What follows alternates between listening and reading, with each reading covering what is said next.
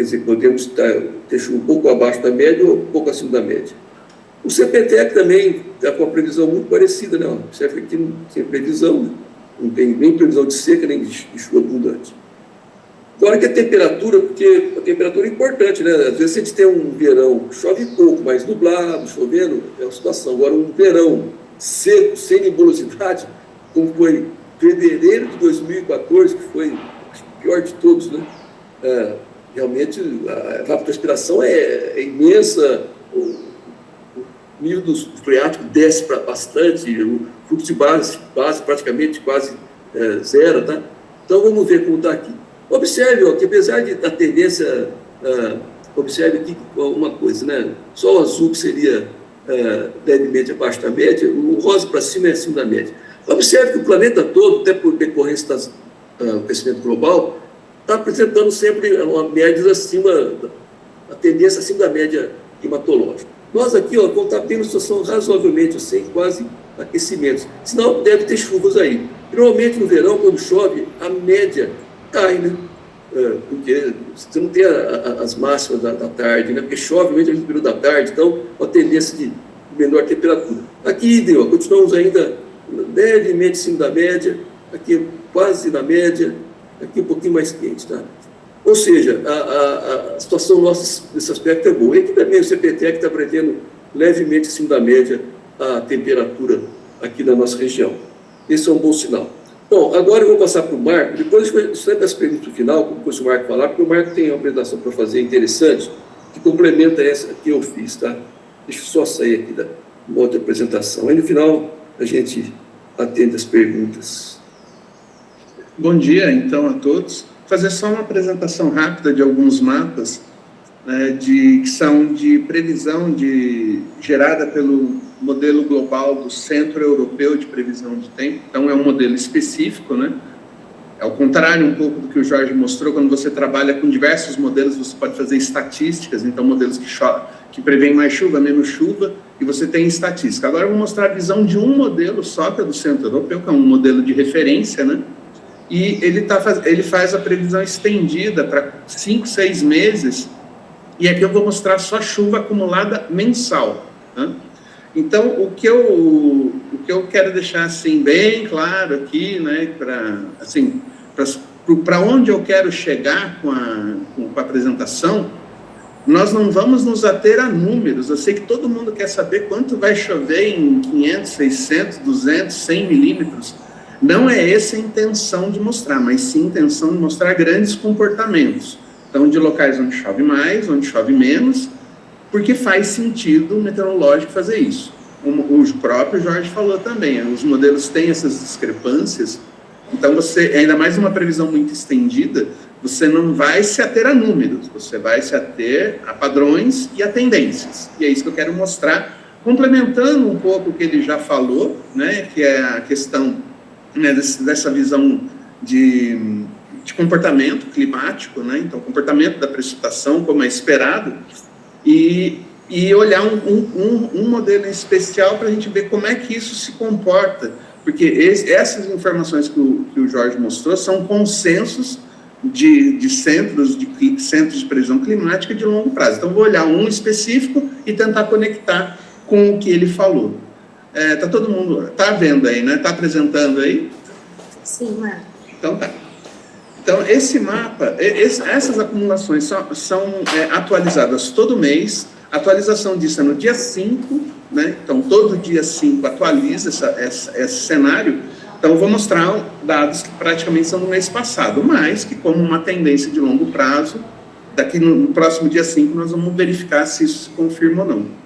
Então, aqui a gente vê a condição prevista para o mês de setembro, mostrando grande atividade de precipitação no Rio Grande do Sul, né? Aqui também, né, na oeste de Santa Catarina, e no oeste e sudoeste do Paraná. E depois a precipitação caindo bastante, né, na direção do interior do Brasil, e tendo precipitações mais significativas no leste de São Paulo, mas em especial na área da Serra do Mar, tá?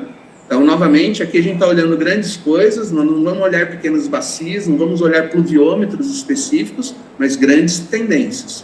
E isso basicamente se observou, né, como também houve comentário da própria sala de situação, de pluviômetros que localmente tiveram um comportamento diferente, mas basicamente a precipitação foi muito baixa na região da PCJ, e isso esse gráfico mostra.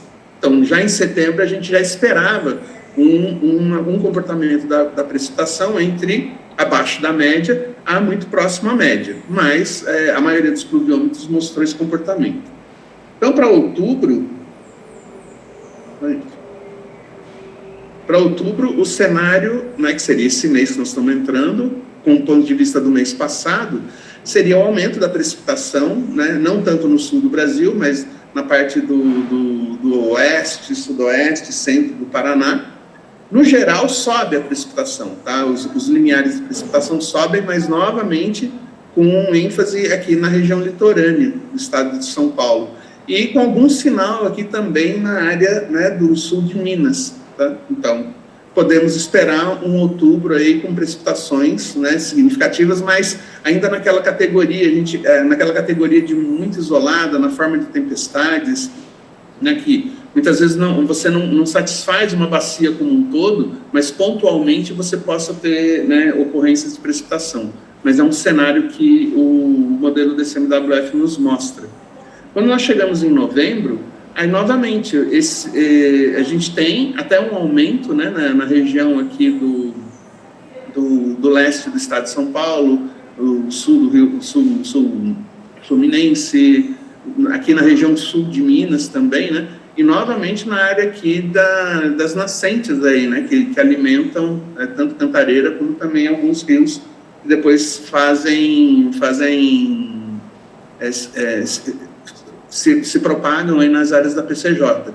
Então, novamente, você tem um sinal aí de precipitação significativa, né, nessa área, e a gente observa isso também aqui em basicamente todo o sul do Brasil.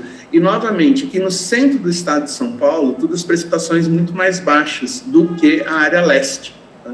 Então, aqui, novamente, tempestades, muito provavelmente na forma de tempestades, eventualmente uma frente fria que passe vai organizar essa precipitação, então isso ajuda a distribuir melhor a precipitação na área, mas ainda, né, sem um sinal muito mais claro de grande valor. Quando a gente chega em dezembro e janeiro em especial, fevereiro a gente já começa a ver uma diminuição, mas em dezembro e janeiro a gente vê um aumento significativo da precipitação nas áreas paulistas. Então, novamente, aqui sul de Minas, Rio de Janeiro, né, o leste de São Paulo, estão com volumes bastante importantes, né, que seriam significativos nessa região. E, se vocês notarem, para o sul do Brasil, há um secamento, né? A gente vinha de chuvas na primavera, né, valores significativos, e esses máximos passam por esse modelo para o sudeste, né, basicamente, e o sul seca, né, tanto em dezembro como em janeiro. Se isso é um sinal, né, numa visão de grande escala, de que a gente vai estar, muito provavelmente, num período de laninha de fraca intensidade, né? Ela provavelmente vai ter muito pouco efeito, né, significativo, por ela ser curta e por ela ser fraca, de mostrar um grande evento de laninha como todo mundo está esperando. Mas o principal sinal dela aparece no sul do Brasil, né?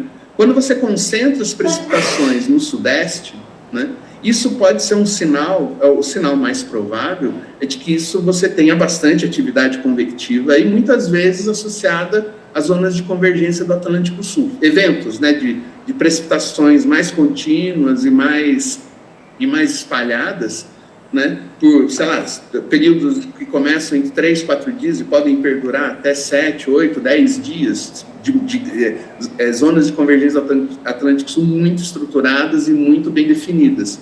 Mas essa acumulação, tanto em dezembro como em janeiro, nessa área, seria um sinal de que a gente tem chances de ter eventos de zonas de convergência nesse período. Quantas serão, de quanto tempo durarão, quanta precipitação, vou dizer, não é possível falar agora, tá?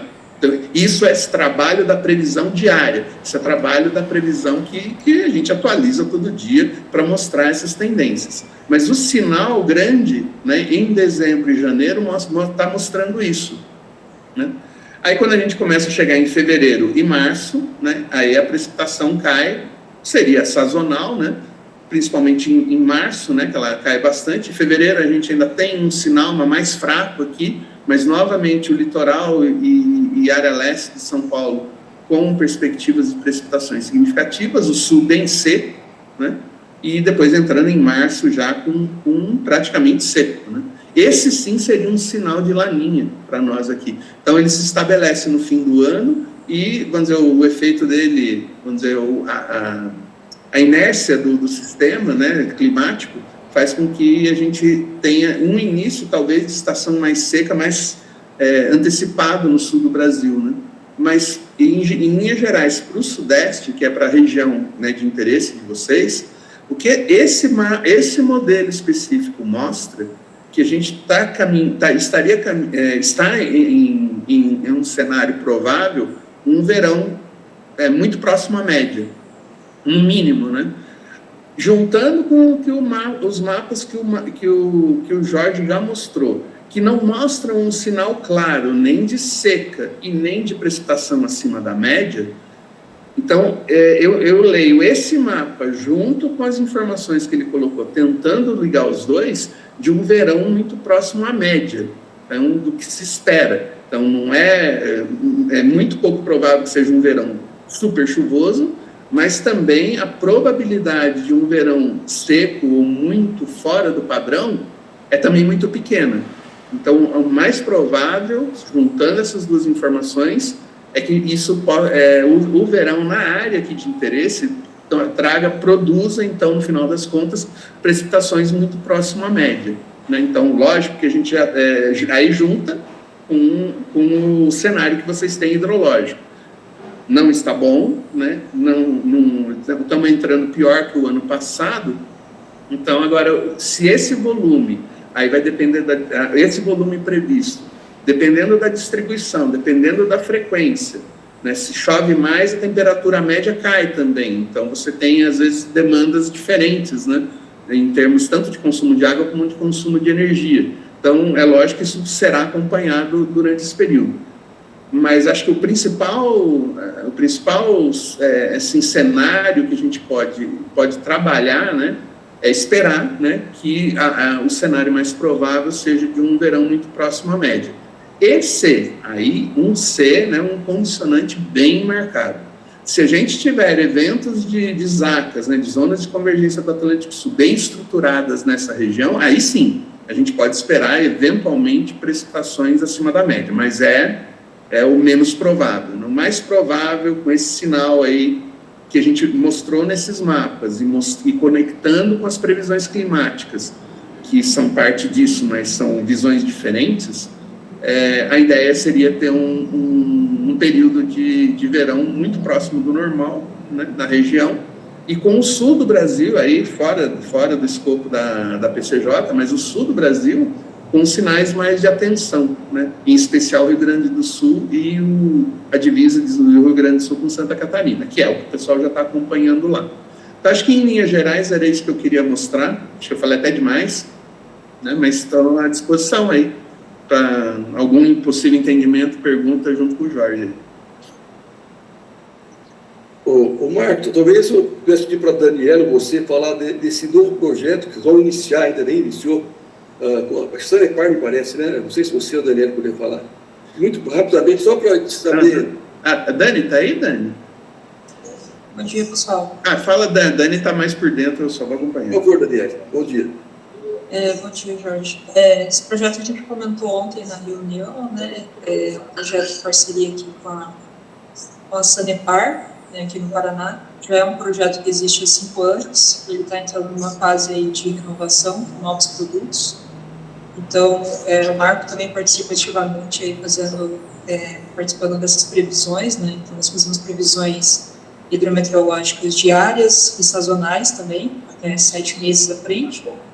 E nessa renovação, né, além da atualização desses produtos, a gente tem algumas outras coisas interessantes aí que estão se desenvolvendo, né? Uma delas é um produto relacionado aí à previsão de demanda de água. Esse é um grande problema ali para a Sanepar, no centro, no norte do estado, né, com altas temperaturas, vem aumento de consumo, né, então para eles conseguirem se preparar melhor, principalmente ali na geração, na produção de água, a gente vai explorar esse produto, né, tentar fazer essas estimativas de demanda a partir das alterações de temperatura, de umidade, né, que afetam ali a sensação térmica. Tem outras coisas interessantes também, Jorge, até a gente não comentou ontem. Se fala muito aqui das questões de qualidade de água, né, que o pessoal enfrenta.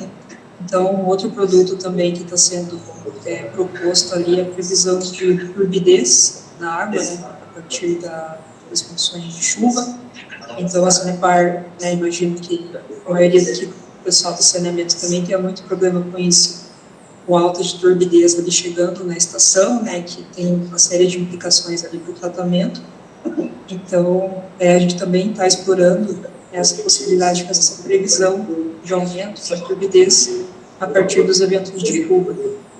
Então, acho que tem várias coisas ali para o futuro, né, acho que a gente pode trazer aqui para a CTMH também, né, como exemplo do que a gente vai desenvolver aqui no Paraná, mas por enquanto é mais curiosidade ainda, né? O projeto ainda que está iniciando nessa segunda fase, mas que talvez que seja interessante para os próximos anos da PCJ também. Ok, Daniel, obrigado pelas explanações. Bom, da nossa parte, Demarco, Daniel, estamos com a pergunta, passamos a palavra para o nosso Alexandre de Mello. Obrigado aí ao trio, né? Jorge, Marco, Daniele. Daniele, de fato, quando tiver resultado desse estudo, acho que interessa, assim, né? De maneira geral, os usuários, né, sempre olham muito para de chuva, né, diretamente, né? Cada vez mais a gente percebe, principalmente os urbanos e também o rural, o quanto a previsão de temperatura tem influenciado demais, né, a questão do consumo e, claro, da própria evaporação dos corpos d'água. Então, acho que esses modelos de simulação específicos aí, acho que podem ajudar. Então, que tiver mais avançado um pouquinho, com resultados, queremos sim conhecer um pouco essa experiência, né? Obrigado. E quanto ao cenário climatológico, acho que, né, enfim, né, Marco, acho que, vamos dizer, para um cenário adverso que estamos agora, perspectiva de chuva na média histórica, é uma boa notícia, né? Evidentemente, que aí nesse olhar plurianual, talvez a gente não consiga recuperar num patamar que nos dê uma segurança muito alta para 2027. A gente entra de novo num ciclo 26-27, dependendo muito das chuvas do verão 2026 e 2027. Agora, para um olhar mais de curto, médio prazo, ter perspectivas de chuvas na média histórica, evidentemente que é uma boa notícia que todos querem e vamos aguardar aí. Talvez, né, nas próximas rodadas aí de novembro, a gente consiga enxergar um pouco melhor, com mais assertividade, talvez, do que ocorrer aí até março, né? Então, aguardamos. Nós não aceitamos mais boas notícias, nós queremos só excelentes agora. Então, dê um jeito aí. Tá bom, gente, obrigado. Desculpa, só um comentário. Essas subidas de sarrafo, assim, em cima da hora, não mata a gente. Tá certo. Tudo bem, tudo bem. Tá bom. Bom, então, gente, com isso, agora nós vamos para o nosso penúltimo item, que é decidir sobre nossas vazões. Está projetado em tela aqui, se alguém secretaria me ajude se não ver. Bom, então, dito esse cenário, olhando essas condições, olhando que hoje estamos carregando 11,5, sendo 9,5 no Atibaia e 1,5 no Jaguari, sendo que uma parte dessa água ainda está passando lá pelas cabeceiras, na porção intermediária da bacia. Eu consulto primeiro os usuários do Rio Jaguari, quanto, né, a manutenção ou algum tipo de manobra, do Atibaia idem, né? Lembrando que tanto Buenópolis quanto Valinhos está ali na trave, né? Ou seja, está na segunda casa decimal praticamente da meta, e já descarregando 11,5 e ainda com uma água que está descendo, né? Gostaria de ouvir aí os membros do ponto de vista de diretrizes para essas, né, vazões e, naturalmente, ao longo do mês. Eu escutei um barulhinho de mão levantada aí. Oi, Alexandre. Bom dia a todos. Desculpa, quem está falando? Ricardo aqui de Ô, Jaguariúna. Ricardo, bom dia, por favor. Lá vamos nós. Alexandre, acabamos aqui de romper a faixa em Buenópolis, tá? Então já é abaixo de 2 lá. Queda muito acentuada depois da chuva, muito mesmo. Eu fiquei até um pouco surpreso. Os reflexos já estão começando a aparecer em Pedreira, então eu acho que, não sei aí como vai ficar a composição, né? Em relação aos 12, que a gente, em tese, tem que respeitar nas descargas para o PCJ, mas eu francamente, eu acredito que para ajudar um pouco na contenção de danos até uma eventual chuva aí, lá quase em meados de outubro, eu sugeriria uma abertura de pelo menos 0,50 no Jaguari. Certo. A meta ainda não está quebrada, porque é a média diária, né? Mas, claro, baixar de 2 é sempre um patamar aí que fazia... Né? Eu confesso que não me lembro, desde 2017, um momento onde o Buenópolis ficou abaixo de 2. Também não me recordo, viu, Alexandre? Eu não consigo me recordar. Também não me recordo, sinceramente. Então, tem essa observação da média, mas, assim, dada o quão acentuada está a queda, eu acredito que a gente deve cair aí no gatilho da regra muito em breve, né? Imagino eu, né? Não. Fica aí a nossa colocação aqui de agora. Mas do ponto de vista da captação de vocês, qual é o cenário? Por hora, né? Como os reflexos estão chegando aqui na nossa porção, os reflexos dessa queda estão começando a chegar, a gente ainda está, não digo livre, né? A gente está naquele estado de atenção permanente que a gente fica nesse período. Porém, a gente já está chegando em patamares aí meio que inéditos, né? Como você bem apontou. E aí eu acredito que o nível de perigo aí fica bem razoável, né? O posto de Jaguariúna, ele é a jusante da nossa captação, e ele ainda está apontando aí vazões na faixa de 3,15, que, né, descontado os nossos 0,25, 0,26 que a gente capta, se ele tiver um posto estiver bem calibrado, estiver ali bem ajustado, indica que a gente ainda está numa situação razoável. Agora, a gente vê uns números mais perturbadores aí a montante, e por isso fica essa nossa sugestão aí. Ok, Ricardo, obrigado, né? O pessoal da BRK Sumaré, não sei, desculpa, Limeira, não sei se também tem alguma coisa. Só uma última observação, a tratabilidade da água, agora, eu não tenho os últimos números ainda de nitrogênio amoniacal, mas aqui não tem um histórico de ficarem muito elevados, né? Porém, a tratabilidade como um todo da água, a ocorrência de algas está bastante pronunciada, né? Algumas até visíveis, então não temos reflexos muito severos ainda na qualidade, a gente está numa porção favorável aqui ainda do rio, porém já algumas perturbações estão começando a ser sentidas, ok? Ok, Ricardo, obrigado pelas considerações, fica aí o registro, pessoal de Paulínia, Limeira, não sei se tem alguma consideração. Alexandre, é o Wagner. Aqui, por enquanto, o cavalão que está, a gente está em estado de atenção, não está tendo muita atenção. O que o Ricardo, eu não consigo contribuir, olhando como o Ricardo falou, da vazão caindo, até por um pouco menos de experiência aí. O que eu ia falar agora era assim, o reflexo de 1,5 dessa última abertura ainda não chegou, então, por enquanto aqui, né, tá controlado, né, a gente está tendo reflexo da chuva ainda, né, a vazão está maior, ela está caindo, então, por enquanto aqui está controlado. Obrigado aí, Wagner. Foi um cenário, né, quem acompanha o Rio Jaguari, fazia tempo que não acompanhava isso, né, ou seja, vamos dizer, do trecho médio ao trecho final, normalmente há uma inclinação de curva bastante acentuada depois da chuva, teve uma queda mais lenta. E no trecho mais superior, que normalmente acontece o inverso, historicamente, né, empiricamente, houve uma inclinação da curva de queda, o Ricardo disse, bastante. Eu não me lembro de ter visto esse tipo de inclinação após uma chuva, né?